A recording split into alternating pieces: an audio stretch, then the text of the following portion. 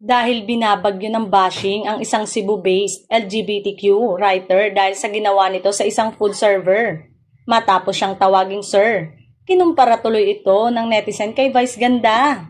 Mali tuloy ang naglabasan na video, memes at art card tungkol sa kaparehong insidente na kinasangkutan naman ni Vice on national TV kasi kahit na kung todo makeup, wig, bonggang dress at heels na suot ni Vice, ay tinawag pa rin siyang sir ng isang contestant.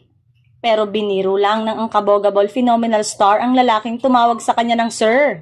At saka nagkomento ng I don't mind kung tawagin akong sir, di naman ako na-offend dyan.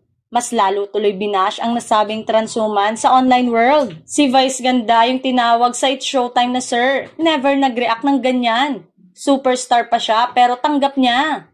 Isa sa mga sentro ng kontrobersya ang mensahe ni Vice Ganda na kung saan bagamat kinikilala niya ang mga pagkakaiba-iba ng damdamin at sensitibidad ng bawat isa sa ganito mga sitwasyon, hindi dapat na mabigyan ng parusa ang waiter sa simpleng paggamit ng salitang sir. Binigyang diin niya na ang pagtawag ng sir ay isang kultura ng respeto na maaaring hindi naiintindihan ng lahat ng tao.